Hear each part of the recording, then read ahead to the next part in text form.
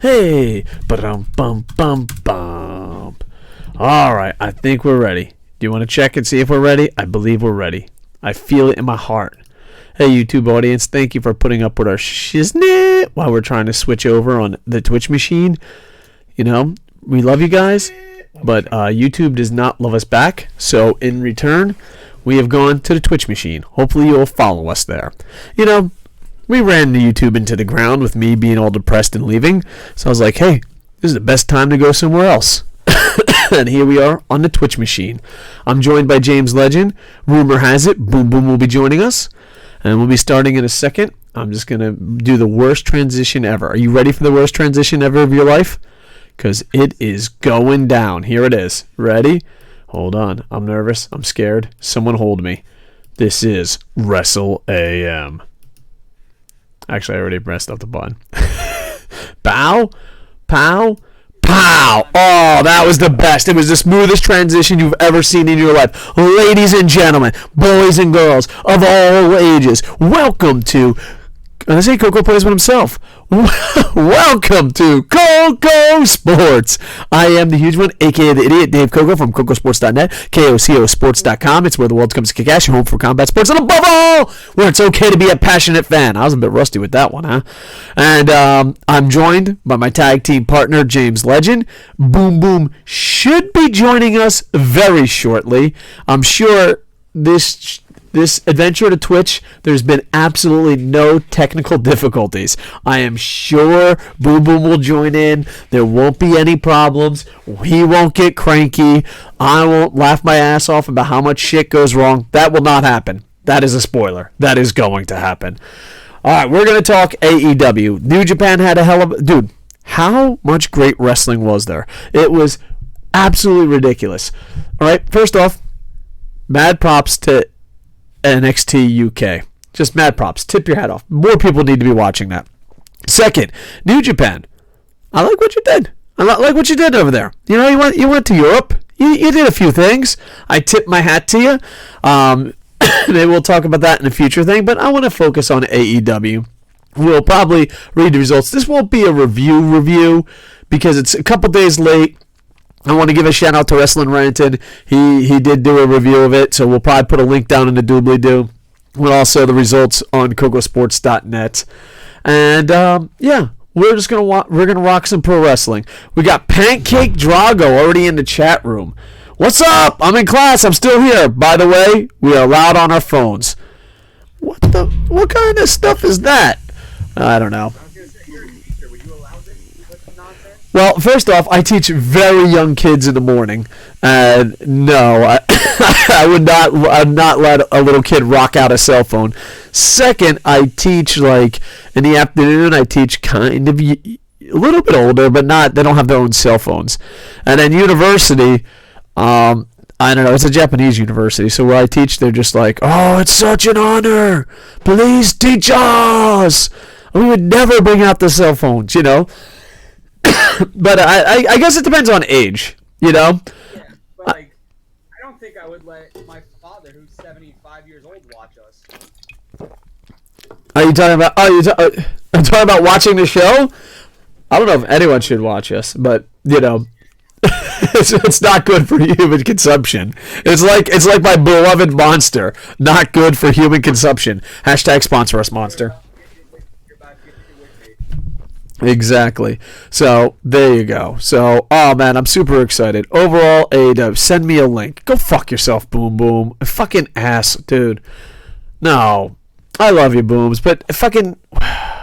You know, no. Just go on Discord. On Discord, added you.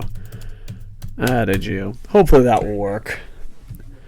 Like, literally, was he just waiting till we went on the air? He's like, ha ha ha, got him!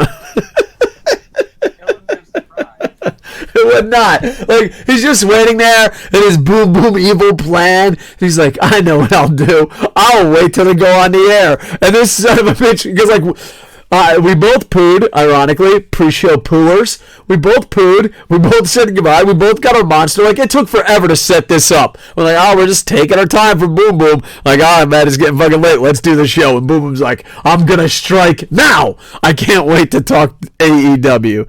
Damn you, Boom Boom. I love you with all my fucking heart, but literally it was 10 seconds into it. 10 seconds into it. Son of a biscuit and cheese. All right, you ready to fucking rock this? Let's talk AEW. The results are up on KocoSports.net. We're only going to talk about major things. The reviews have been done already. We'll start. Nyla Rose wins the Casino Battle Royal. Now, I don't give a shit, but the internet seems to care, especially older people. Nyla Rose hasn't always been a woman, right? No, she's trans. Yeah, and like this bothers people. Now, in the UFC and track and field, hey, I'm open up for that debate. You know, I'm like, okay, let me hear your arguments. You know what I mean? I'm open-minded. But like pro wrestling, I went on. I got a lot of pro wrestlers, a lot of indie wrestlers, just a lot of people on my Facebook timeline. Don't do it. Pro wrestlers are fucking toxic. They're either over the top toxic or over the top John Cena, where it gets fucking ridiculous. They're just not normal fucking human beings. But like, I had a couple guys flip the fuck out because she used to, you know, not always be a woman, and I'm like, what does it fucking matter? You know what I mean? I don't know. Be honest. You know, we don't have to be politically correct. Did you give a fuck? And did it bother you in any way? Like, and it shocked me that it bothered me. Did it shock you that people, like... I think I was more offended that people cared than I was that she won the match. Yeah. I mean, I don't know. Because, like, I was like, oh, man, I hope... my thought of thinking was, oh, good for her. I hope they don't push this the way they push a John Cena type situation. You know what I mean? Look at the hero. I hope they don't, like, drag it through the mud and, like, just shove it down your throat that she's transgender. Yeah, and that's what I was worried about. But I don't think they've done that yet. The key word is yet. I don't think they've mentioned it yet. But... I mean, in press conference, press releases and stuff, I think so, but not on air. Yeah, and on top of that, I was just shocked people were mad. I mean, yeah, like track and field, UFC, and like sports where it's not predetermined or, you know, you're not working together. Because pro wrestlers, they're putting on a show, you know, they always fucking cry about calling it fake, but they're putting on a show and they're working together. So why the fuck does it matter? They're not going against each other. You know what I mean? They're there to put on the best show ever. I think fake is a harsh word. I think so too. Well, not only that, but like the 60s and the 70s and fucking old people. You know how the fuck that shit went down. But still, I don't see it. I don't even see it. Like, you know, because I live in a bubble. I live in this Japan bubble. And a lot of times when you see outrage online, you're like, that's fucking retarded. That's not going to fucking happen. Hence why oh, Boom Boom's here! Boom Boom. Welcome, Boom Boom. We're on the first match. This ain't really a review. Are you there? I was going to say, can you even hear him? I can't hear him. Oh, I'm here. I can hear you, James. Unfortunately, I can see Dave. Okay, so we can hear you. You're always so quiet. And I hear an echo on me. What? You think I'm loud? Talk to my neighbors. I can't hear a word he's saying. Yeah, but Boobs, do you have the radio on or something? Turn off your radio, sir, when you call into the radio station. We're going old school. Oh, man. All right, Boobs, we'll get to you every now and then, but you're going to have to speak up, man. Okay. Oh, that's a lot better. Yeah, I'm just trying something different. I'm on my cell phone rather than my PC right now, so I'm going to be working the kinks out. All right, well, you sound a hell of a lot better the last 5 seconds, even though I still hear the echo of me. Well, that's unfortunate. That might be me because I don't have headphones. Well, all right, guys. Seriously, this is a professional fucking podcast on Twitch, okay? How are we supposed to beg for bits? All right. So, James Legend is the Brawl champion. Well, he's not the Brawl champion. He's the Brawl promoter, but he's the Brawl championship belt. Boom Boom is the masked luchador, and I'm the only one that's live in this podcast. We're talking about Nyla Rose winning the Casino Battle Royal. I was shocked that people were offended, And to me, as long as they don't push it down our throats, I'm okay with this. Like, I didn't think it was that big a deal. Booms, you grew up a lot different than me down in the South. What's your thoughts on this? You know, I honestly think it's more of like it's kind of like a timely event. It's current events type of thing. Because right now, one of the big things is the role of transgenders, particularly in athletics, in society. Right now, right now, as far as Nyla Rose goes with this whole thing, I really don't have a problem with it because it's professional wrestling. It's choreographed. It's nothing like weightlifting or amateur wrestling or baseball or basketball or track. I mean, there's something where you can actively compete against somebody. This is a little bit more predetermined, so I don't have an issue with it. But the topic is it basically is it cheating?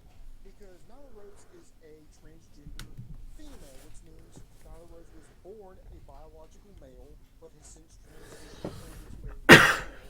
And the argument is someone who's made such a transition, do they have the unfair advantage over competing over someone who was born biologically female and still identifies as female and competes as a female?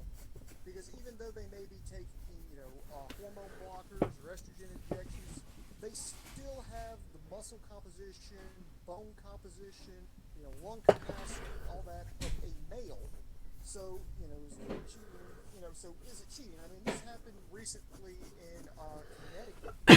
There was an incident where it was two different transgender females from like high school, from two different high schools. It wasn't like a coordinated thing. They were born male but transitioned to female, competed in a track competition, and they smoked everybody. I mean, they just blew everybody away. But if you look at their times, and if you compare it to how it would have timed out had they competed against, had they not done like the transgender thing, had they not transitioned over, had they competed against other boys, they would have finished to like middle to the rear of the pack. And so they're setting this up nicely because they've got Nyla Rose is like the big monster, and we're going to get to who her opponent is a little bit later. It's going to be a David versus Goliath story, so I'm not giving away spoilers just yet. But I do like the fact that it's a timely. It's a debatable topic. I'm trying to watch my words carefully because I don't want to come off as wrong. Now I think some fans and stuff should have, because I've seen the comments online, and while you have the argument, she's really a man, a man's gonna be the first ever women's champion, and all, it's more of a pushback against PC culture than anything else. I think some people should, go about, expressing that concern a little bit. I guess a little bit more thoughtfully. You don't have to be a douchebag about it. You don't have to agree with it. You don't have to like just blindly go, okay, now is a woman. I fully accept it. That's fine. You just don't have to be a douchebag about it. I guess is what I'm doing. James, you want to add anything? Yeah, because like you kind of mentioned, like, is it cheating? But can you cheat in a sport that is staged? Oh no. I hope I wasn't giving you that impression that that's what I was arguing. No, I mean, had this been like an actual sport, like I said, like like golf, track and field, Right. baseball, football, yeah, I would probably have a problem with it. But this is professional wrestling, so therefore I do not have a problem with it. I just think the topic is kind of the whole subject over the situation. I think that's what makes it interesting, and that's worth it. It's debate worthy, which makes this storyline a lot more interesting. Yeah, I just think I think the internet is blowing it out of proportion. I was kind of shocked. That they were doing that. I really was. I was like, oh, no one's gonna give a shit. Oh, people do care. So. It's more of, I don't think it's necessarily targeted at Milo Rose. I really don't. I think it's more targeted against the PC culture Yeah. we have right now. That it's okay. We have to pretend that Milo Rose was not born a woman, just magically, just one day became a woman. I think that's what they're pushing back against, not necessarily Nyla Rose the person. Yeah. Oh, yeah. I I think it's more Nyla Rose, the not character, because I wouldn't say it's her character, but it's just I don't know. I don't understand the big. All right, we're gonna go on. If you don't have much to say, we could just skip it because there's a couple events I want to talk about afterwards. All I got to say about Private Party defeating Angelico and Jack Evans is this should have been on the main card. This was amazing, and I'd love to see it again. And I've been watching Angelico and Jack Evans forever. James actually booked Jack Evans before. And Private Party, I don't know much about him, but for the little I've seen of him through AEW, and I think I saw 1 or 2 matches of theirs in the Indies, it's absolutely amazing. So, there you go. Any you guys want to add anything? I had a real quick question, though. Do you think that Private Party is a little similar to the Street Profits in NXT? I could maybe see that argument. I could see that. I could see that. I think they may just come about like the same time. The Young Bucks have just discovered these guys, and I just think it's, again, you could probably make that argument, but I don't think it, as far as like a blatant ripoff or a copy, I don't think so. Oh yeah, I don't have a problem with it. I mean, yeah, but Isaiah Cassidy, Mark Quinn, they looked absolutely great in that match. They got a much needed win because if they lost, they would have been dead. They picked up a big win on pre-show, and this is another thing I like about what AEW is doing. They've got their pre-show matches, but and they try to do some good quality matches. So because right now, Dave, like first thing, hey, this should have been on the main card. Well, that's a good sign. Hey, that so it's gonna kind of, as you would say, Koco, talk people into the building. Like maybe get some extra pay-per-view buys. Plus, it lets people know that the pre-show isn't like a gimme. It's not a skippable one because we've had 2 things of consequences. We had Nyla Rose in the Casino Battle Royal with the win, so that counted for something. So there's going to be, even though it's not going to be happening tonight, this will lead to consequences that's going to go down the road, which means I need to watch their TV show or buy the next paper. Same thing with Private Party versus Angelico and Jack Evans. Private Party gets a win, it's really, and plus there's a heel turn by Angelico and Jack Evans. Oh, well, I want to see how Private Party reacts to this. I want to see how this shapes the upcoming tag team tournament. Now I've got a reason to watch. And I got all this for free. Now I'm going to go in and watch the paper. it also makes the main card step up because if the pre-show is outshining you, eventually you're going to get bumped to the pre-show, and some pre-show is going to take over the main card. Yeah.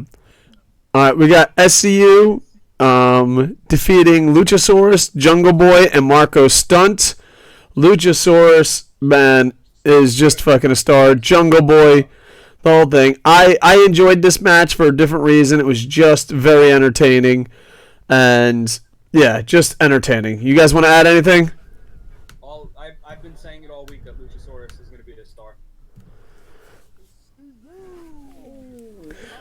do like Jurassic Express, but this is my thing. I kind of wish they would use Marco Stunt sparingly. Yeah. Just because, no disrespect to him, he did a great job, but they hired a 4'0" 89-pound dude. It was just real risky. Look, I understand he's got wins over Big Show. I love the whole David Goliath thing. I'll make fun of it. But just realistically, how much can you sell for this guy? Yeah, but if they're using him sparingly as part of a trios. Yeah. So I think this whole thing with the Jurassic Express, it just depends on how they use it. I think they utilized it well. And plus, it was one of the guys who took the loss for the best Meltzer ever. Best Meltzer ever. So, still out for me, but I do like a boy in his dinosaur, especially Luchasaurus, somebody that size, to me that big. I love that little Tope Tranquilo. He can be outside on everybody. Yeah. That was just amazing. That's the moment I still remember from that match, like almost a week later. Yeah. And we got Riho. Yo, I'm gonna take 2 minutes. I gotta go do something real quick. No problem. I'm just gonna go through these. Boom, boom. I think the middle of the card, and we've been very positive. I think the middle of the card sunk down a little bit, and we'll talk. When booking is in the title, Daddy's got a complaint. So, Riho defeated Hikaru Shida. I'm enjoying these matches. I just wish they put them over more. Like, it just seems like we live in the digital age. We live in the age that people are, buying downloaded content of Stardom. There's Japanese pro wrestling everywhere. Women's wrestling's on the rise. But yet, WCW back in the 90s put women's wrestling and Japanese wrestling over more than they are. I just don't think they're doing a good enough job with promoting these or pushing these. You know what I mean? It's kind of...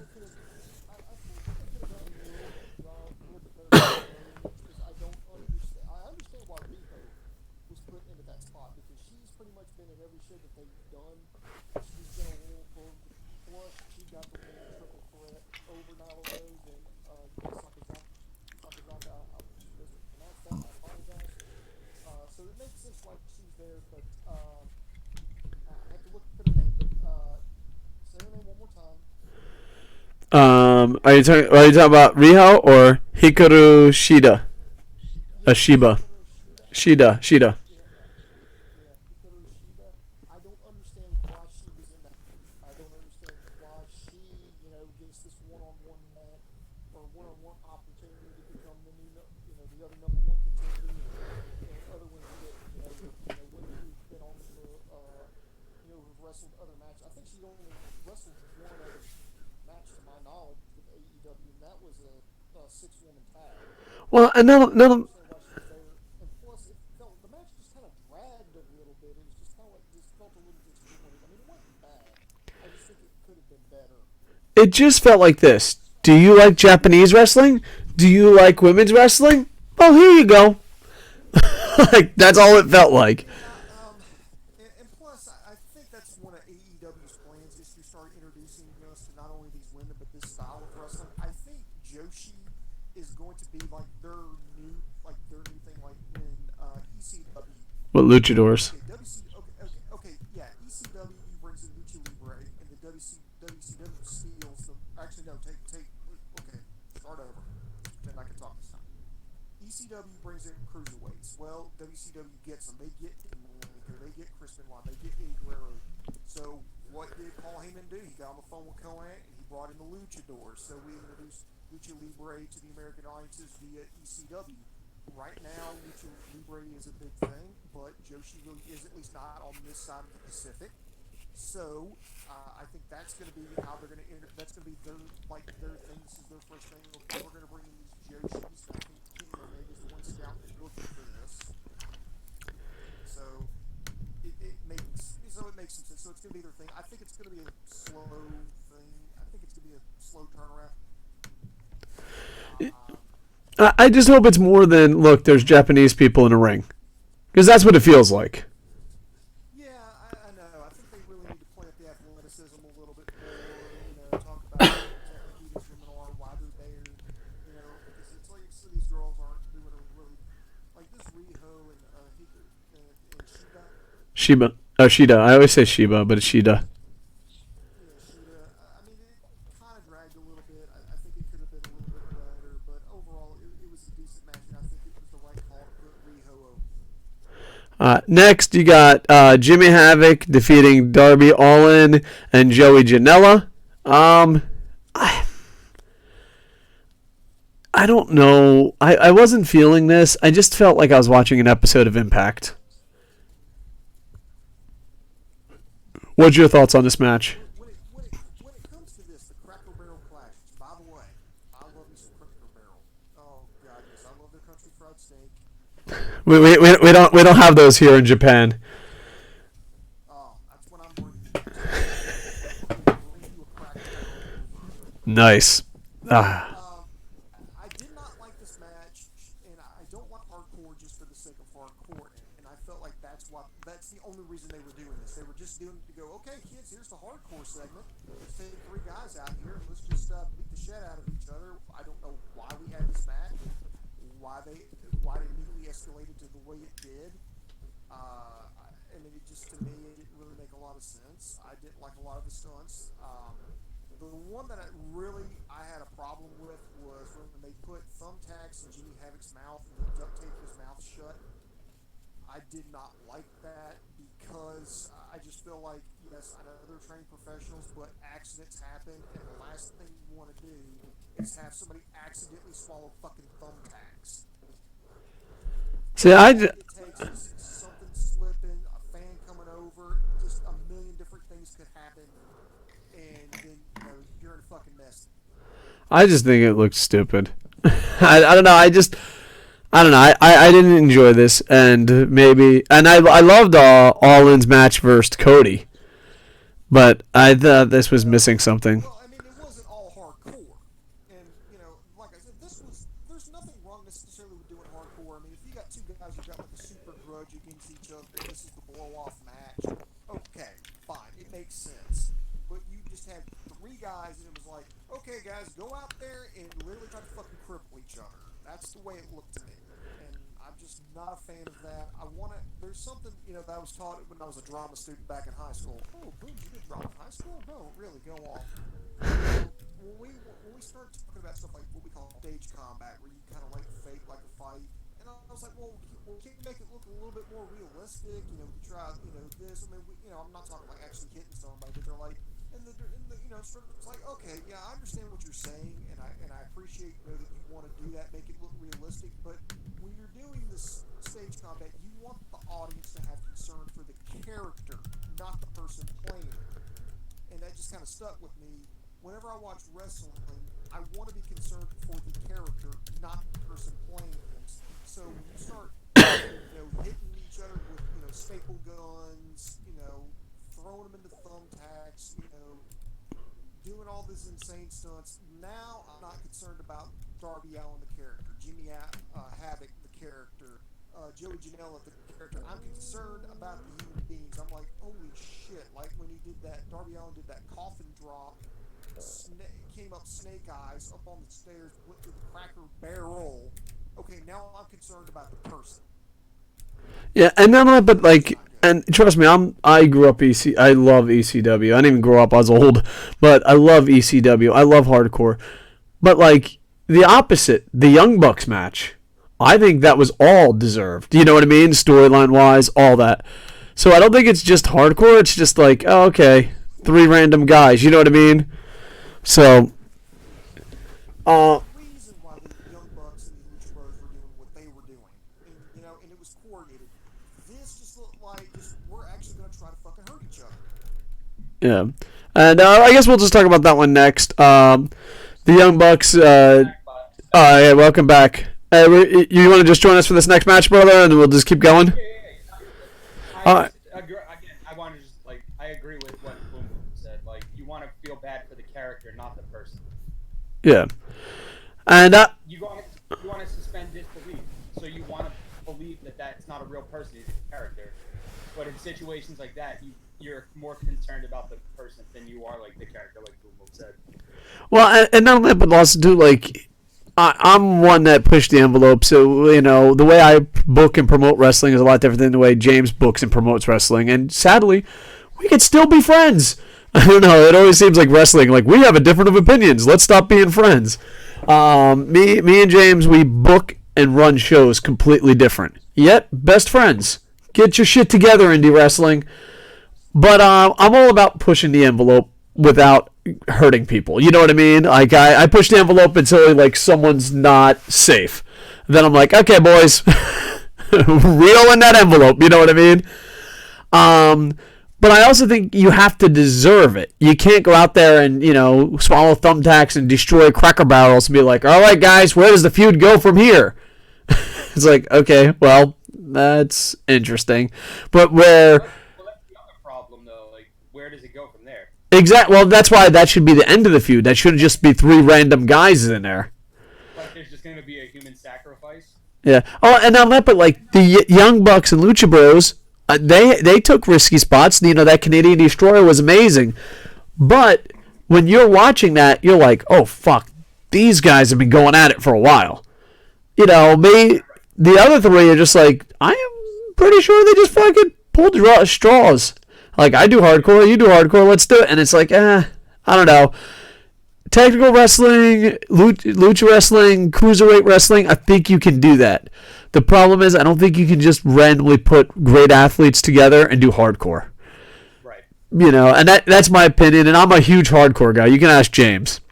And the only reason I say ask James is because he used to be my right hand man when I booked, But Ran a hard promotion. yeah, and the thing is, like, we had to build up to that hardcore stuff. We just didn't fucking throw random shit in there, I enjoyed the Young Bucks and the Lucha Bros. I think they're maybe the best tag teams going today, And I love the fact that it's going back and forth. I enjoyed it. The Canadian Destroyer spot made me happy, as a fan. I know, like, a lot of people like to be safe and all that, and I'm like, I don't know. I have a like a not a hypocritical thought, but a debating. Like when you have an idea in your head and then you debate if you're right or wrong. I always think it's up to the athletes how far they push the envelope. It's up to the promoter how far they push the envelope. I don't think it's up to the fans. But some people are like, no, the fans have to decide and put their foot down. I don't know if I'm right or wrong. It's something I just debate in my head. Like, if the promoter and the athletes are like, I'm completely fine with doing a Canadian Destroyer, little Timmy shouldn't be like, oh, no, fuck you, you can't do that. But I also think when it comes to booking, I'm like, oh, the fans should have a speak. So it's kind of like you catch yourself being hypocritical or you have open thoughts. There's this thing people used to do called thinking, or like see where you stand on, and that's my big thing. But overall, I really enjoyed it. And LAX came out. I'm so fucking old school. When LAX came out and people were fucking popping, I'm like, who the fuck are these guys? So, guys, I mean, we could give this match tons of praise, but what's your thoughts outside, of this match and this feud? Booms, you can go first. Yeah, go ahead. I like this. Okay, I like the spot where it was Matt Jackson yanked off Tagon Jr.'s mask on the ladder, and you saw his face for like a split second. He covered up. I mean, it was just, everybody just fucking popped for that. I guarantee you, people were talking about that spot. They're freeze framing that spot. I like the fact that one brother was using the other brother as hostage against the other team. You had Nick Jackson beating up on I think it was Phoenix and Matt Jackson on Pentagon, and they were both taking it. It was like, well, they were trying to outdo each other. I think it was well put together. Now, after all this is said and done, this is just my opinion, but I don't think these two tag teams should come near each other or touch for at least the next year. Because we've done this match like crazy. I think it's time to kind of just phase out AAA tag team titles, and I think it was smart to put that on the line because it gave them a reason to have another match and to escalate it like this. So to me, this came off like a blow-off match.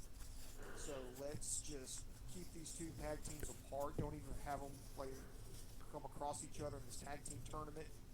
So that way, once they start wrestling other guys, eventually they'll come back around and it'll be fresh again. I just want to say something before James can give his opinion.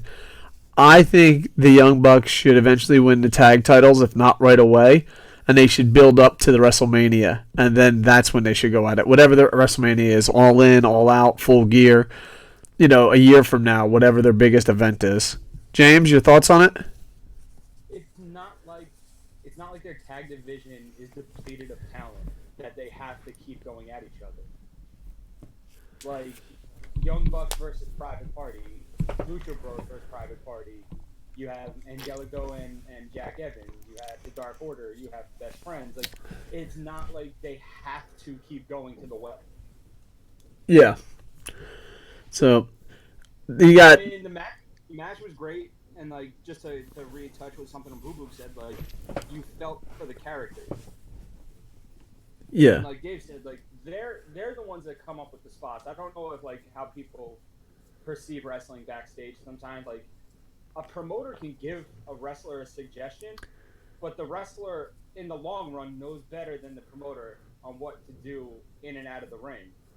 So like, one, they are the promoters. So like, it's not like somebody forced them to do the Canadian Destroyer spot or something like that. Like, that was their decision.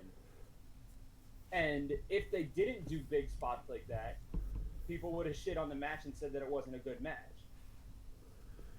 It's very hard. It's very hard to please all crowds. You know what I mean? Oh yeah, and I think they tried to. So, all right. Next, we got the Dark Order defeated the Best Friends. I'm gonna say something I feel is unpopular, but I kind of think it's only unpopular with older school indie fans. Okay. Okay, it's gonna hurt me to say this. With all my fucking heart, it's gonna hurt me because you know I'm an old school indie fan. Fuck the Dark Order. I said it. I'm glad I got it off my chest. It hurts. It hurts a lot. You know it hurts me. Fuck them, dude. They'd be... I don't know. I don't know. It's just, I loved them, back in the Jakara days, and I thought they were perfect for that. I loved them even when they went to other feds. I just loved them. And then they got there, and they had, like, the Dark Order. I'm not feeling the gimmick, and I'm just not feeling them. You know what I mean? It's like seeing someone you really like fail on a big stage. That's what it feels like. Well, we're failing on a small stage now, brother. I felt like you followed these guys a lot longer from the Chikara days. Can you just give me a quick rundown about their history? Hot tag to you, James. You're indie guy. Yeah, this is where I stand in. So basically, Evil Uno was Player Uno, and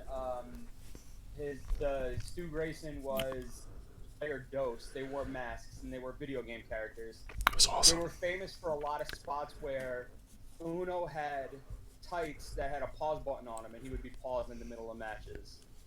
Now remember, this is Jakara, so it's very comedy-driven wrestling. Yeah, I mean they did this stuff at like PWG and stuff like that, but like they've had amazing matches with like the Young Bucks and tag teams like that. So like they can go, they can wrestle very well. The gimmick I think they're doing now is going to take a little bit more time to tweak, especially for like a TV presentation. But as far as like a tag team goes, they're amazing. So why is it that they changed over to Evil Uno and Stu Grayson? Was there something that they just turned heel and one of them unmasked, or what happened? I think they just kind of got tired of the video game gimmick. I know I saw like an interview where Uno was talking about the pause spot and how they had to do it everywhere, and it just got really old. And for a long time, they weren't allowed back into America. They got stopped at the border, and they didn't have work visas, so they couldn't come into America for a long time. So they kind of lost their popularity. And I think at that point, they just started changing over to try to refreshen the team a little bit. All right. Well, Do you think it's just like, because they no longer, they can't do Super Smash Bros. For obvious reasons. Right. Now they're the Dark Order, just trying to get used to like this new gimmick. Do you think it's just not translating well from the indies over to the main stage? What do you think? I think it'll be kind of like how the NXT to the main roster swap sometimes takes a little while. I think given some time, it can do well with some vignettes and stuff like that. I think that's the kind of gimmick they have, is where it has to be built up. But I think it'll stage now, but I think it'll smooth out. gentlemen, sorry about that. It makes so much noise. Got a live comment here from Victor17. I'm going to mess up his name, so I'm just going to call him Victor. I'm feeling the talent. The gimmick is awful. What's your thoughts on that? Here's my thing. I can understand that. I can understand it too. Go ahead. I'm sorry, Boom Boom. I love the talent. They are so good. The gimmick, I've never been a fan of like supernatural undead gimmicks. Like, I hate the Undertaker. Yeah, me too. Very unpopular opinion. I fucking hate the Undertaker. Not unpopular on this show. Yeah, I as a kid,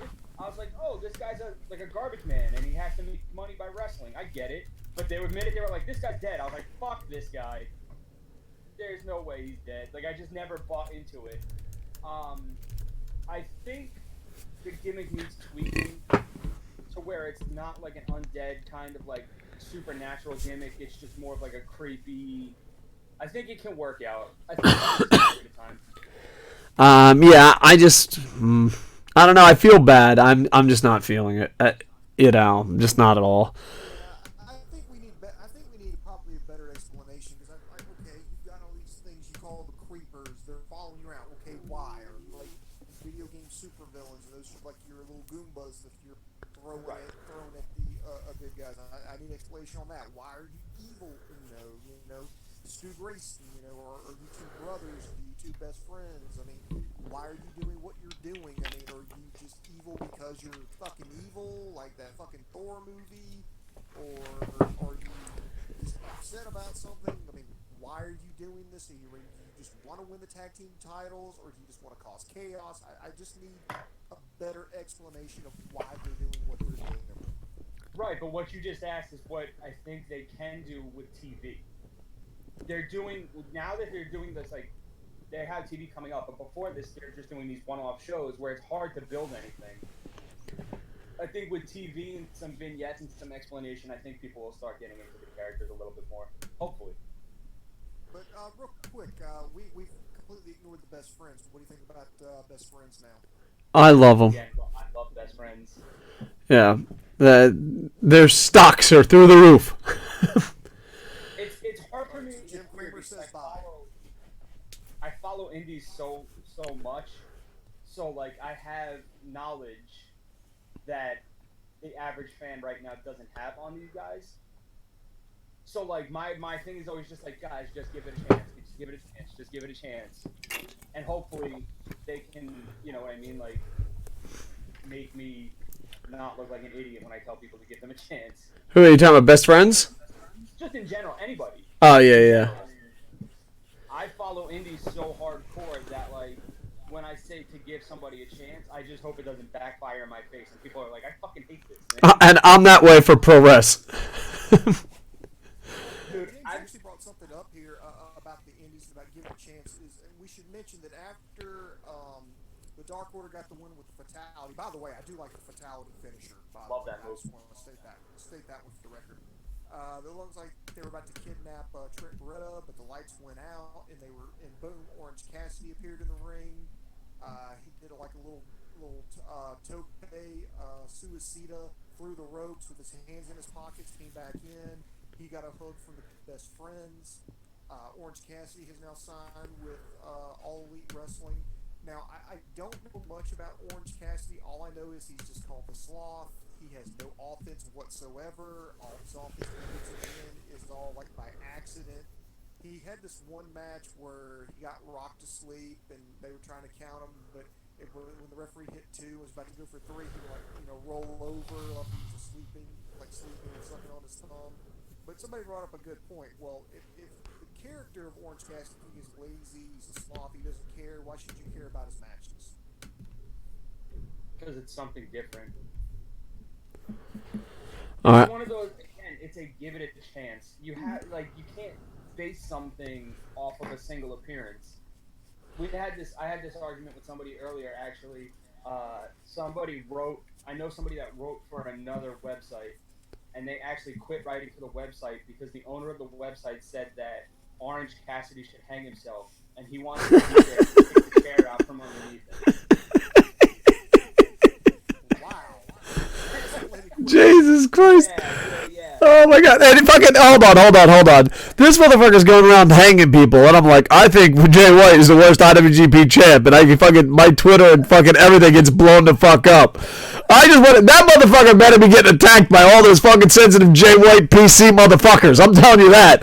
I'm like, I think he's the worst IWGP champ ever. They're like, how could you say that? You're a monster. This motherfucker wants to hang people. Again, I follow the indies. If given the chance, Orange Cassidy can wrestle. He used to wrestle as JC Ryder in the New Jersey All-Stars. He's in Chikara. I believe in Chikara he's part of the Colony. He's one of the ants. I could be wrong. Don't quote me on that. But I believe he might be Fire Ant. That's speculation, though. Again, it's something different, and I think AEW is not going to compete with WWE. AEW is going to be the alternative. So you watch AEW to see something different. Give it a chance. And speaking of seeing something different, 2 WWE stars. Cody Rhodes defeats Shawn Spears. All right, when Arn Anderson steals, love you, Arn. I enjoyed this match, but the problem is that, it's one of those things. Did anyone think Shawn Spears was gonna win? I just went in there like, oh, how is Cody gonna win? Overall, I enjoyed it, but at the same time, there's not much to talk about. And I don't know if that's a good thing or a bad thing. Booms. Like how we said this isn't going to be a review episode, and we just reviewed every match so far. Well, yeah, but I'm going to attach 2 stories to the last 2 matches, and then we'll call it not a review show. I keep wondering if Cody's going to get a special entrance on every single show they do. Yeah. Didn't people lose their shit because the dog was like, I don't want to fucking be here? Supposedly, the mortars weren't supposed to go off. The louder of the pyro, the mortars were not supposed to go off, and they did. Because I know, they said that MJF and Brandy were really upset about it, and that Tony Khan was really upset about it as well. Oh. Well, that fucking sucks. I don't know. Yeah. So, that is about a downfall. I'm just waiting for PETA to get on their ass about it now. And here's the problem with PETA. They're fucking nutcases, and, like, no. Here's the thing, like, when they have a legit fucking complaint, it actually hurts them. Like, I'm like, oh, man, that fucking sucks about that dog. PETA's involved. Like, okay, well, fucking, never mind. It's not that big a fucking deal. Like, it actually fucking, like, yeah, I don't know. PETA's the fucking worst. They hurt their own cause. I agree with you. Yeah. But, yeah, that was just shit. But, yeah, I don't know. I don't know. This is a hard match to review, besides the dog being scared and Arn Anderson. Everything else was just good. You know what I mean? It wasn't amazing. It wasn't horrible. I will say this. I think Shawn Spears absolutely made the right call jumping ship to All Elite Wrestling. I mean, not only is he on the fucking show, he's on TV. He was actually in a high-profile match. He actually, in my opinion, delivered on that. I think it was a pretty good match. I loved his look. I loved his intro. I mean, he came in, his head down. He was sitting in that chair. And supposedly that's the chair that he usually fought Cody Rhodes with. He comes down, then Tully Blanchard takes the hood off him. He's got those fucking contact lenses in, makes his eyes look white. That looked great. They built it up. I mean, he cheated. He was using the belt. He actually used Tully Blanchard's belt. Cody looked good with a good intro. By the way, I did not know that Cody Rhodes was a Trekkie. I had no idea about that. So I learned something new. It's funny you mentioned that because I don't know anything about Star Wars or Star Trek, and the minute I saw the shirts, I was like, oh shit, they're Star Trek characters. Well, I thought the red one always dies. Wasn't he wearing the one that always dies? I don't know. I'm a Star Wars guy.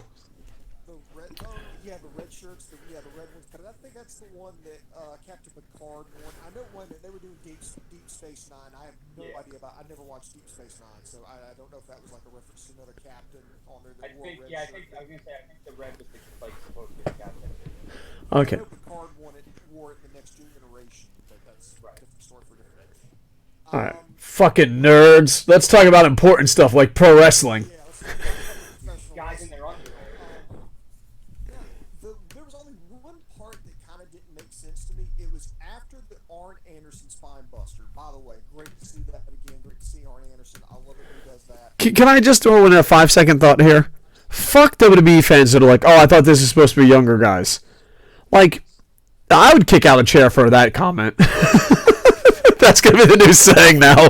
I'd kick a chair out for that comment. Like, dude, I was watching it and fucking like just my Twitter and all that. It was like, oh, I thought this was gonna be a fed for fucking young guys. I was like, poop, out goes the chair. That's gonna be a new thing on this show now. Are you guys quitting? Are you guys a bunch of pussies? What didn't make sense to me after that spot was that Tully Blanchard is just kind of baffled. It's like, whoa, Arn Anderson. Yeah, why did he leave? It's busted my boy. And He's like, I'm out. He didn't get thrown out. He didn't get beat up. He didn't get drug out. He was just like, "Hey," with his fucking mouth hanging open. He's walked the fuck off. I think he pulled a SpongeBob. He's like, I'm out. He just got up. What happened? And he was like, "Oh shit, my bad." I didn't know this shit was for real. Our friend Victor says, I enjoyed that match, but I feel something was missing. Like, these guys almost destroyed your head, and you need to be more intense, Cody. He had his moments of being intense, though.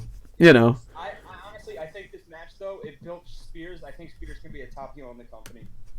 Yeah, so we'll see where that goes. All right, guys. You know what I hate? Can I get a 5-second thought here? Go for it.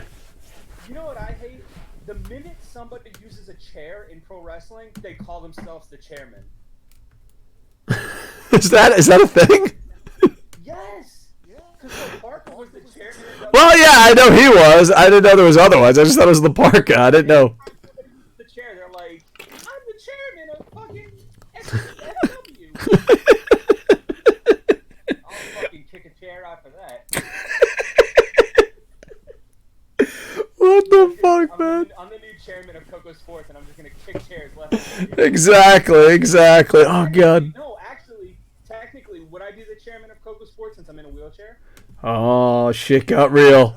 I'm not allowed to say that, dude. I said fucking Jay White was the worst IWGP champ ever, and fucking people cried. So I can't imagine if I made fun of my friend in a wheelchair. Forget it. It would be off. I'd be like, listen, I'm going to have to wait on air to make all the Hot Wheel jokes, okay?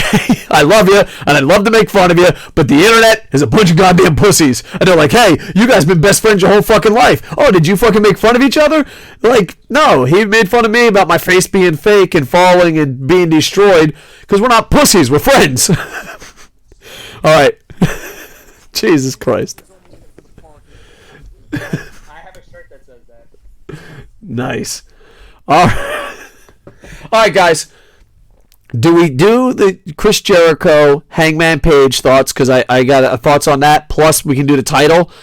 Or do we go Pac Kenny Omega, where I'm just going to cry about Kenny Omega?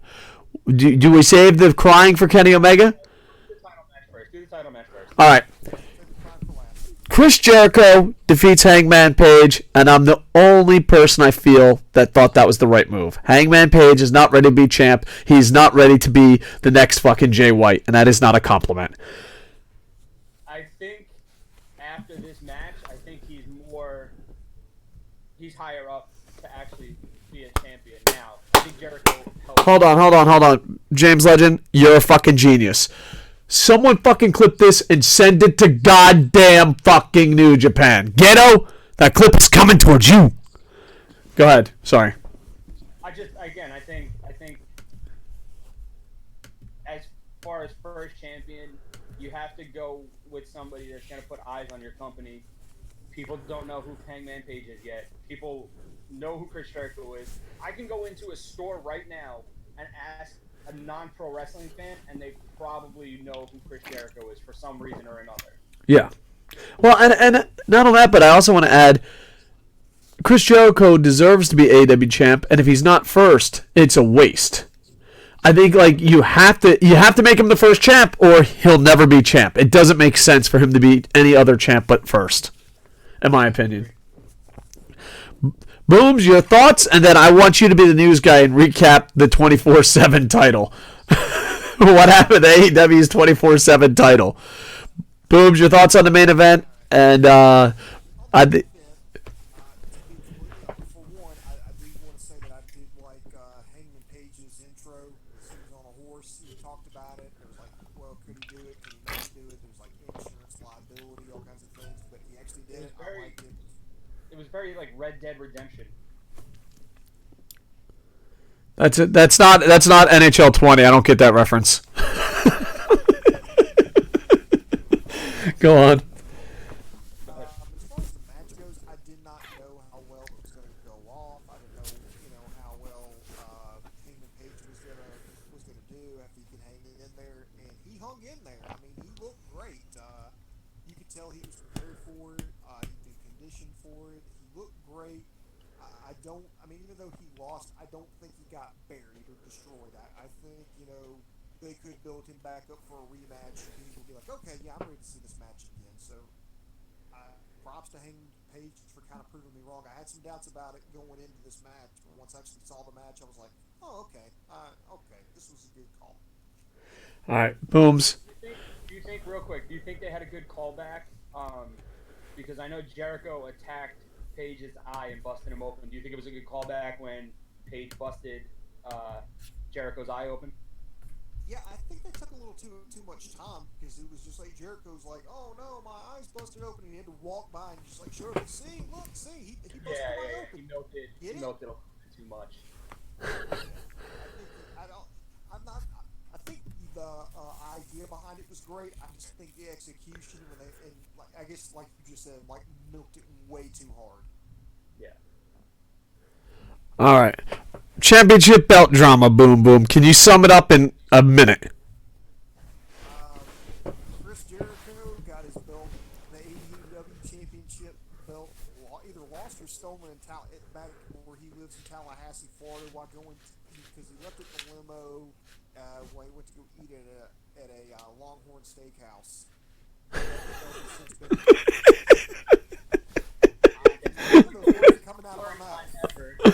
Oh my god! I also like that he did the promo with the bubbly. I mean, you know what though? It was what $200,000 or whatever. $30,000. How much? $30,000. Oh, okay, well I added too many zeros. $90 billion title. Which they for whatever the price was, they took a good attitude towards it. They were fucking laughing their asses off, you know what I mean? Making the best of it. So there you go. I'm happy Jericho won. Honestly, I had no idea what was going on about it. I thought it was all like a gimmick. And then I was like, oh, this actually was this real? And then I was like, oh shit, it was. Yeah, that happened. And then the Tallahassee Police Department sent out a tweet going, yeah, we found it. That is awesome.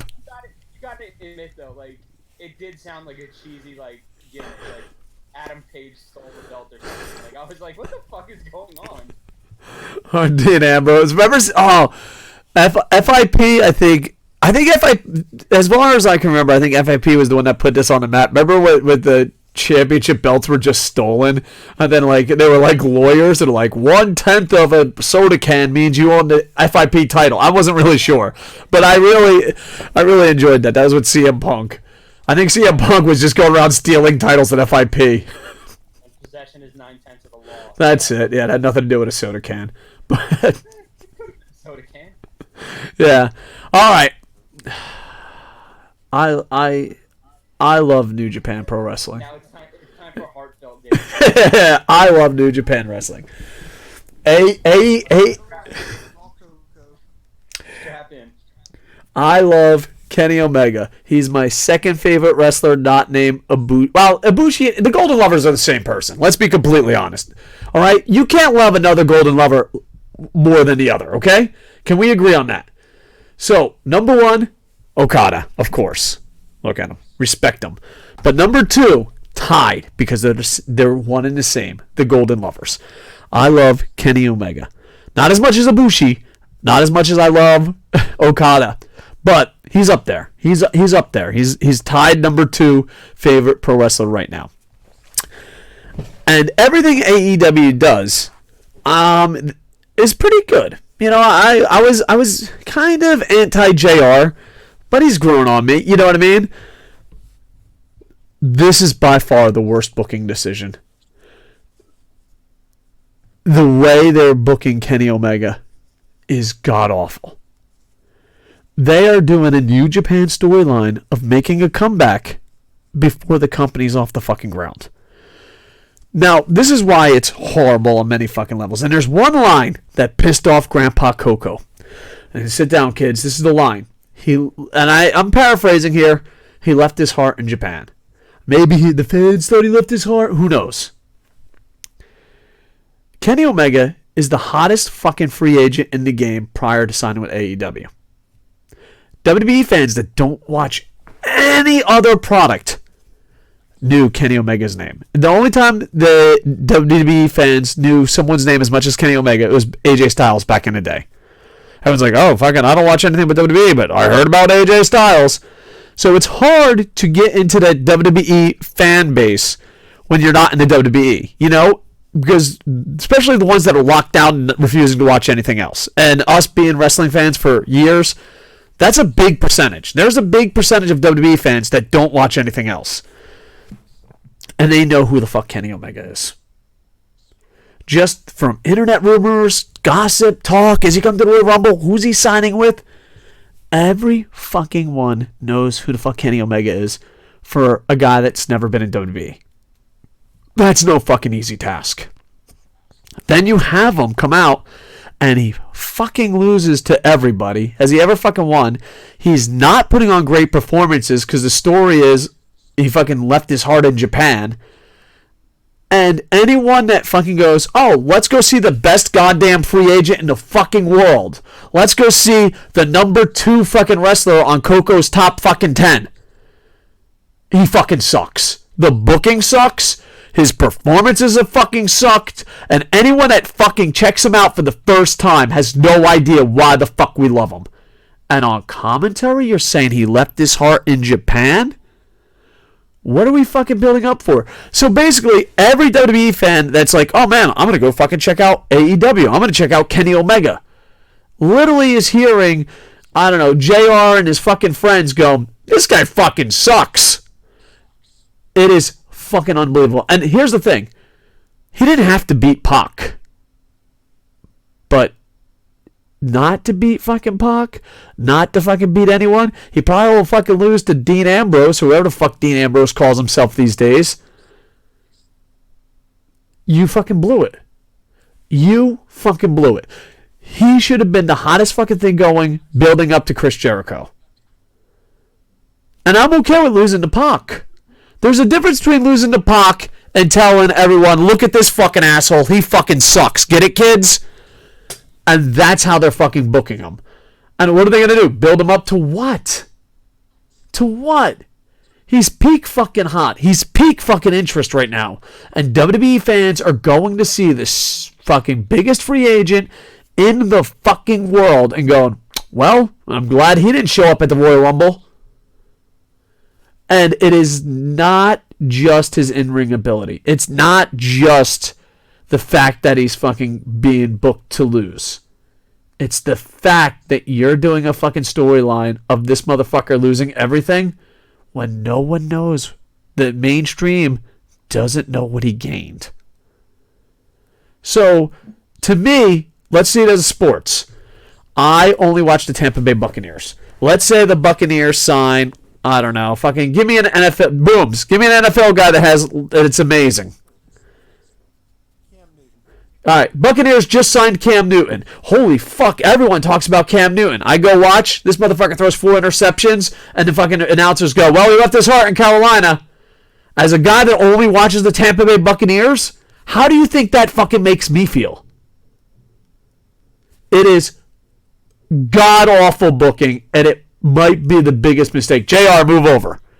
This is by far the biggest mistake AEW is making, and it's not even close. Because here's the thing. That's a lot. Like, to steal a line from AJ Styles, that might be the only time someone sees Kenny Omega. That might be the only time.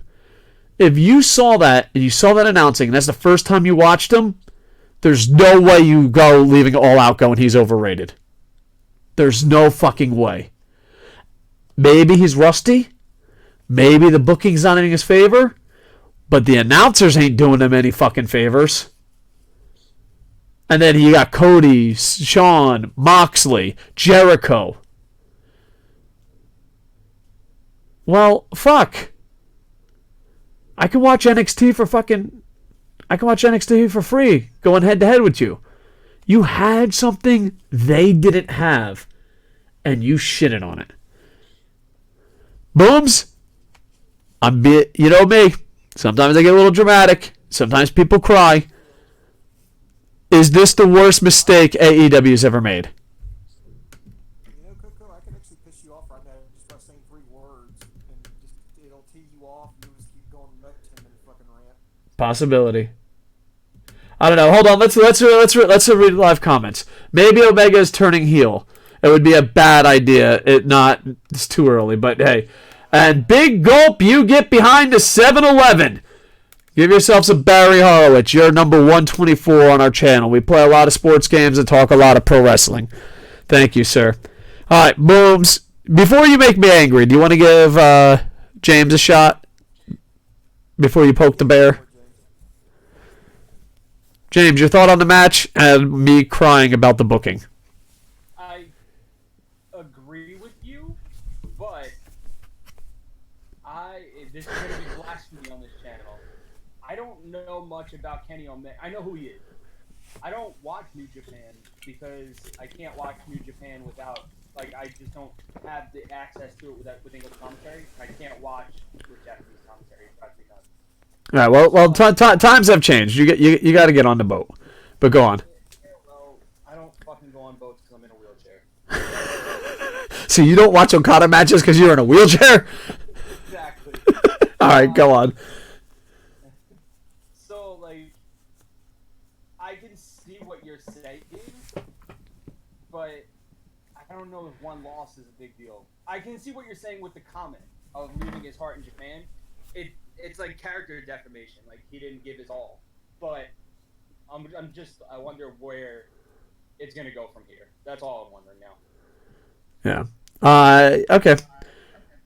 Booms, your thoughts, and then I guess you could try to poke the bear and make me angry. But I'm inner peace, Dave. I don't fucking get angry so much.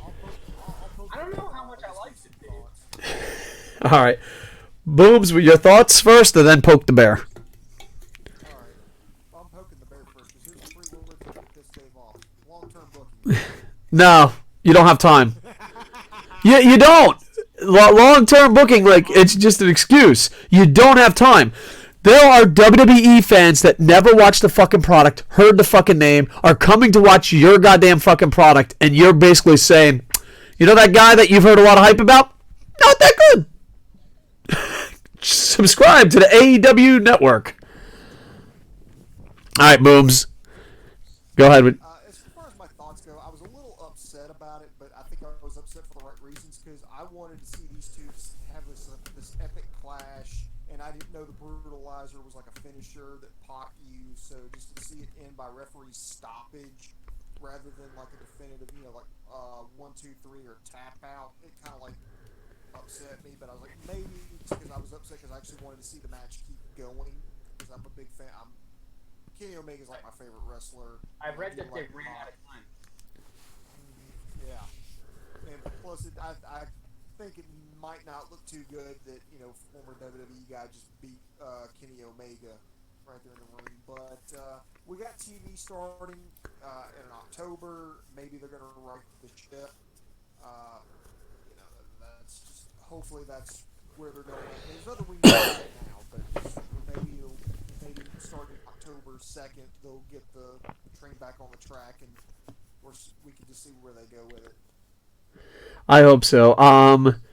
Just because, go ahead, sir. I read that they ran out of time, which I don't know how that would have impacted the match much because Pac still went over. So I don't know if running at the time would have really impacted much. Well, I don't think it's him going over as much as everything. It's like, hey, put him over. We're fucking not going to let you in. And on commentary, we're going to say you're a piece of shit. Let me bring up something here. And this was something I was actually worried about. This was like a small concern about mine when All Elite Wrestling started was nepotism.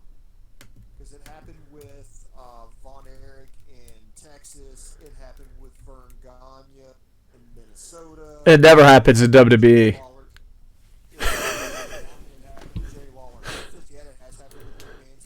What?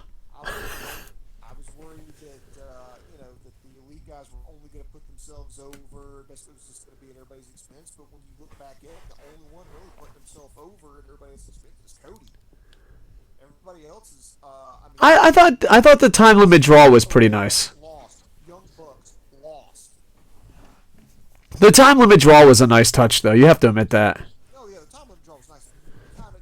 He didn't lose, and he puts. Well, I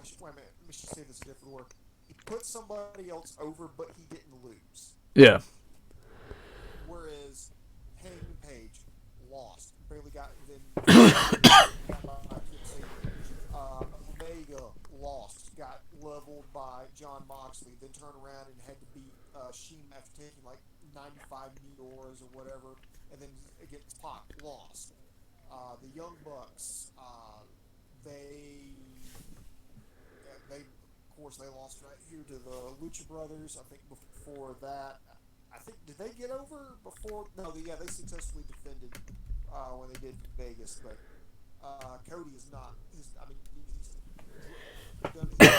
He's 2-0-1 now in all the wrestling. Oh, by the way, that's another thing. Everybody, when they had their names pop up on the lower third, their all-time records popped up. Oh, that's cool. Well, that's a big thing they're pushing is wins and losses matter. So. And that hurt. And that's even fucking a bigger point for Kenny Omega. You know what I mean? So, yeah, I mean, what is his graphic gonna say? 0-6? What the fuck is 0-3? Hey guys, the biggest free agent. No, wait, he beat Shima. No, he did beat Shima, so he's 1-2-0. So basically, he's got the same fucking record as my fucking shit hut team. Way to go. Everything's gonna be okay. Everything's gonna be okay. Inner peace. Inner peace. Here's my fear.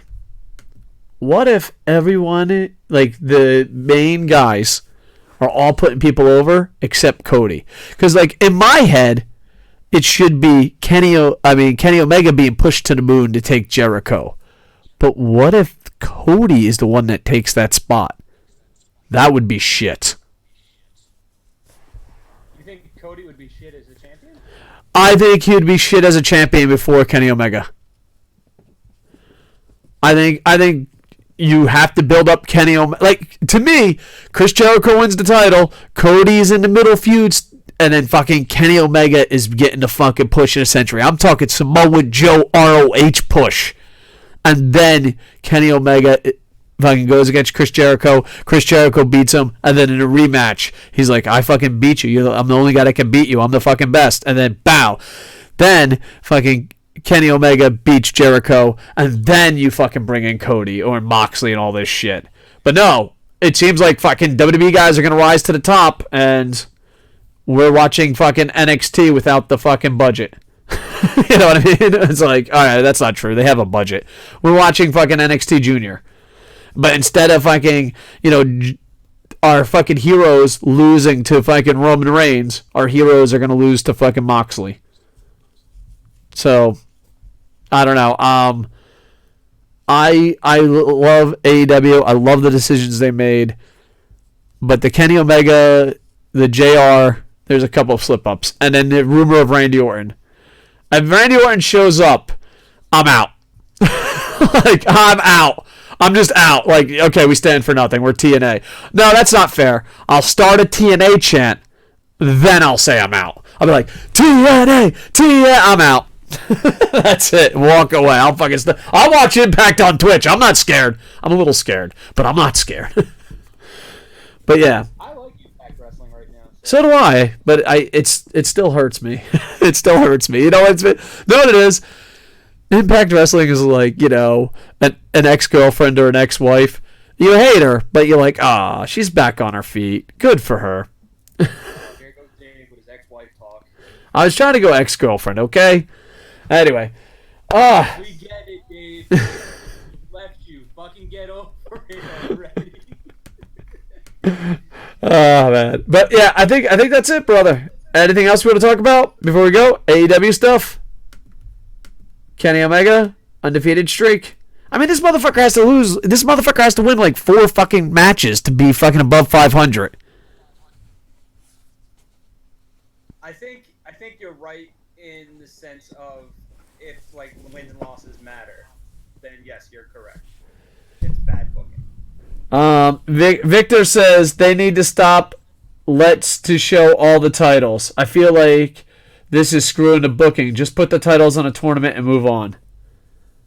They need to stop Let's show to show all the titles. I feel like screwing up the booking. Put the titles on the tournament and move on. All right. Yeah. I don't know. What do you guys think about the one match, not a tournament for the title? Good, bad, indifferent? I'm okay with it because I've done it as well, but like, I do think a tournament makes more sense. It could be considered like rushed booking though. Yeah. Well, but like, why not just have a tournament? Go ahead, Booms. I know what you're saying, but you can't have like a. And I think I'm not saying they can't do this because Lord knows they can, but I think the reason why they're not doing all this is because I think they're trying to avoid just repetition. Like you're gonna have, all right, right now we're gonna have a tournament to crown the new tag team champions, and I think what they're worried about is if they just do a tournament for every new title they introduce, it's going to get repetitive. So they're trying to speed things up and mix it up just a little bit. I could see that. Like it's a repetitive thing if you're doing the same thing over and over again with tournaments. Yeah. Come on, New Japan's got tournaments on lockdown. Dude, New Japan will have. New Japan has a tournament. New Japan has a tournament if you want to use the restroom. You're like, oh man, I gotta get up and watch you use the restroom. And they're like, all right, listen, you have to fucking win the C block to make sure that you can use the restroom. And you're like, son of a bitch, a tournament. I don't watch New Japan, but I feel like there's tournaments just to get entered into the tournament. There's tournaments everywhere. And the thing is, the reason why it's that way is because they have a bunch of small stadiums and they go on tour. And then, like, they would make the newspapers cover it. So like, it's... So they're tour limits. Like, well, kind of. Like, the way they did it was, like, they would have... Like, Japanese pro res for a long time was like, all right, we're going to sign you for this tour. And then you would go on a tour, and it would be like a 16, 18-day tour. And they're like, well, the roster will move because they didn't have long-term contracts like they do now. Or should have now. So they just brought people in for tournaments. And then also you can loan out people. So let's say you have the contract of the Great Muta, and they have the contract of the Giant Baba. You know what I mean? And you're like, oh, for your tournament, we'll give you Muta, but for our tournament, you give us Baba. And that's how it started. Plus, like, they were like, well, if we have, WWE, they went about it a different way. They, like, old school WWE and WCW, old school American Pro Wrestling, they would do the Hulk Andre match all through it. And then at WrestleMania, they've perfected it, And I'm just saying that's how it usually works. But in Japan, they wanted the newspapers to cover it like it's a legit sport. And they're like, well, you can't do Okada Tanahashi all the way around. We'll wait till the Western fans come. Too soon. And legitimate combat sports usually have tournaments, so it's not a stretch if you're presenting wrestling like a sport. Yeah, exactly. And but yeah, they wanted newspapers, they wanted coverage, and that's how all these tournaments started. Like, even all the companies have tournaments. Real quick, also DJ Villain. That was a DJ Villain comment. DJ Villain also said Dave is really loud, and the other two guys are kind of quiet. Yeah, yeah. I need to get some headphones and stuff like that, so that's my fault. Yeah, we're gonna work on it. We're just very poor and unorganized. But yeah, thank you, DJ Villain. That should be the name of our show. DJ Villain? That is a pretty awesome name. Oh, I thought we were just going to steal this guy's screen name. Welcome to the DJ Villain Show. DJ Villain's like, son of a bitch, I'm never leaving a comment on a show again. Welcome to Boring Unorganized with Dave, Koco, Boom Boom, and James Lester. Yeah, we're working out the kinks. Bear Friend, she set me up with a studio because like, I really want to do this. And usually... From your video, you have a better mic than we did when we were on actual radio. Oh, yeah. Bear Friend's like, she ain't fucking around. She's like, we're getting this shit done. Because, like, this way, like, the funny thing is, like, my favorite thing about Bear Friend, besides her bare boobies, my favorite thing about her is, like, if you tell her anything, she is like a go-getter. I don't know if they taught her that at UCLA. I was like, I really want to stream. She's like, okay, we're going to get a mic, we're going to get the lights, we're going to get the computer, we're doing this, we're going for it. I'm like, holy shit, Bear Friend. Shit's got real. All right. They just need to start showing all the titles because they keep saying wins or losses matter, and commentary keeps screwing Omega, but wins and losses don't matter before the titles are on in places. Okay, I get it. Yeah, I understand what you're saying. I'm hoping in a month or two. Yeah, they'll have that. If wins or losses matters, why aren't all the titles out already? Which I can kind of see. Yeah. So Real quick, as an indie promoter, you know why I hate tournaments? because people no show the next show. It's so hard to like long-term booking in indie wrestling is very hard because wrestlers are kind of flaky. Yeah, that's why. You know how tournaments happen in indie wrestling? Not enough wrestlers showed up.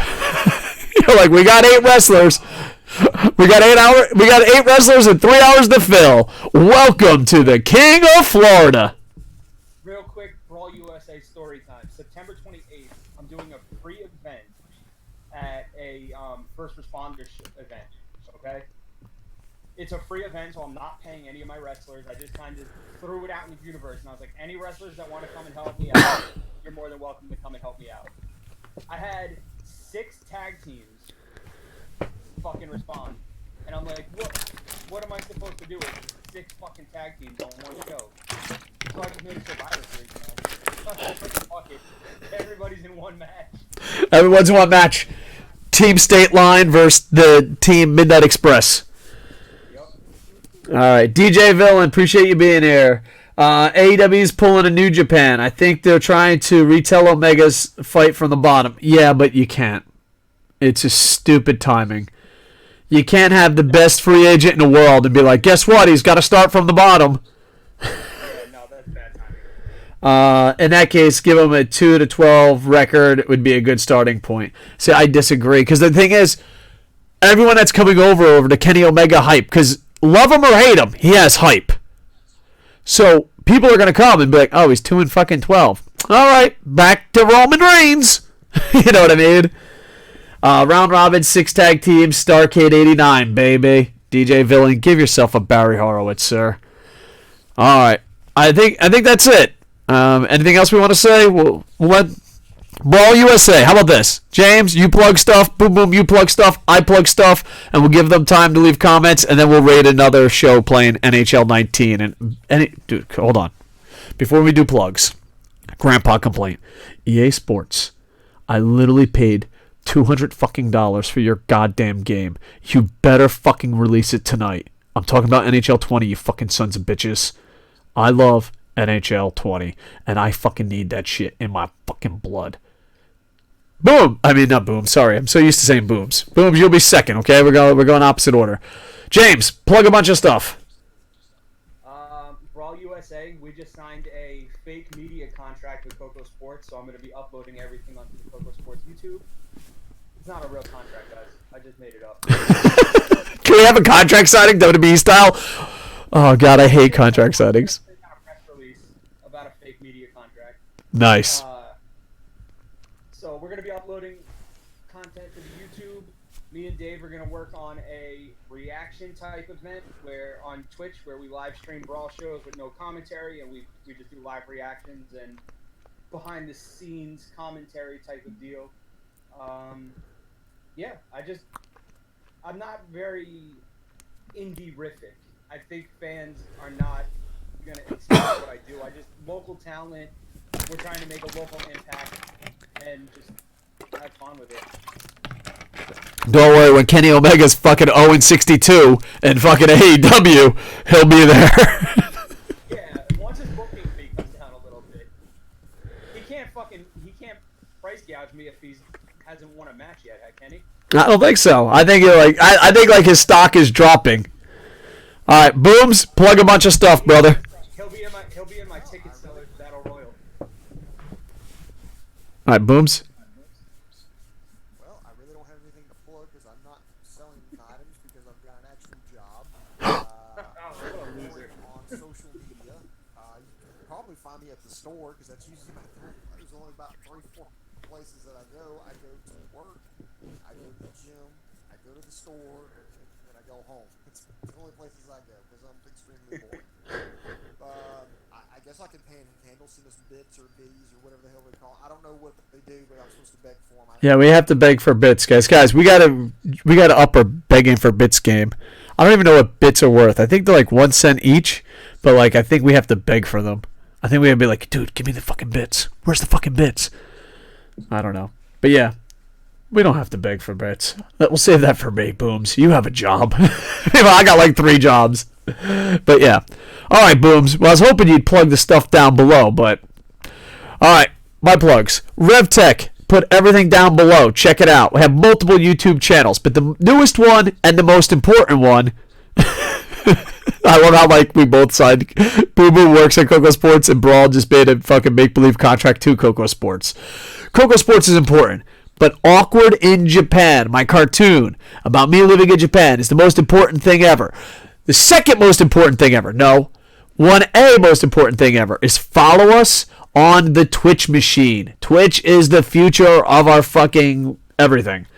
And yeah, I wrote a book, Operation Freak Show. It's on Amazon.com, and a lot of cool stuff is coming. I want to thank RevTech for putting stuff in the thing. I want to thank Boom Boom as always. Boom Boom, be honest. Did you wait till we went on air? Because literally, as soon as we went on air, you messaged us and went, "Hey guys, how do I get in?" Like, and James, thank you for being here. We're going to be doing this a lot. We'll try to fix their audio. And yeah, let's go some live comments. Victor says, also love Impact, but they can't even keep a fly under contract. I watched the Impact pay-per-view and I enjoyed it. I watched an Impact show and enjoyed it. I used to be huge TNA fans. We used to do TNA Wednesday night pay-per-view parties, and then we'd have a post-show afterwards with all the fucking athletes and party. That was fucking great. It was amazing. And they broke our heart. Remember when Samoa Joe headbutt Kurt Angle and you were there and I said, fucking, I'm not going, James? It's that's the biggest regret of my life, and I fucking fell in from a helicopter. Do you remember when LAX threatened to burn the American flag and I was screaming burn it and every American around us was like fucking booing me? Yeah. Good times. Why did TNA invite us? Like, literally, we were just like, this fucking sucks. Like, guys, come on out and please record, watch us on it. That's what I love. When you're on the radio, or like back when radio was a bigger deal, like, you could say anything you want and they would still invite you. You're like on Twitch and you're like, I think you're amazing. They're like, you're out. Get the fuck out of here, kid. Remember every interview we had scheduled, they always tried to switch it with Shark Boy? Dude, I love fucking Shark Boy. Remember when they fucking said, "Oh, you're not that big a deal," because I think it was one wrestling guy was like, "Dude, what the fuck? We're not gonna fucking hook you up. You're not that big a fucking deal." And then the fucking Jarrett made him apologize. He's like, "You're not that big a fucking deal." I'm like, "All right, cool. I guess we're not gonna have TNA shows on." Jarrett's like, "You fucking called them up right fucking now." I'm like, "What do you mean? Those fucking idiots? That's us. They're on fucking over 40 radio stations." Oh, I didn't know that. Yeah, good times. But yeah, maybe we'll watch Impact more. I don't know. It's just there's so much fucking wrestling out. You know what? There's too much. Alright, how about this? I'll watch New Japan and AEW. Booms, you watch WWE and NXT. James, you watch the rest. Sounds good to me. Alright. Booms, you gotta watch WWE. You're a sucker. You fell for that. All right, we're going to raid the Baker and Timo show. They're playing NHL 19. So, see you later, Twitch audience. Hold on. And pow, we'll be raiding them in a couple seconds. YouTube audience, much love. Appreciate you guys. Please, listen, small brain, YouTube audience. Big brain, Twitch audience. You decide for yourself. We'll archive everything on YouTube, but we're going live on Twitch because it's just easier. And plus, I think Twitch loves us more. All right, we have 5 viewers, but only 4 are rating. We need all 5 to raid. I want to impress the Baker and Timo show and be like, hey guys, I'm cool. I play hockey too. They're like, get the fuck out of here, kid. I always saw you talking pro wrestling with a championship belt and a masked luchador reporter. I'm like, you're right. You're right. Alright, let's go raid these guys. Bow. We're raiding them. Bow. There goes the Twitch audience, YouTube audience. We do love you, but seriously, get to Twitch. Get to Twitch. That's what we need. Alright, you guys ready for the worst transition ever? Here we go. Ba-na-na-na-na-na. Hey, ba-dum, bum, bum, ba-na-na-na. Hey.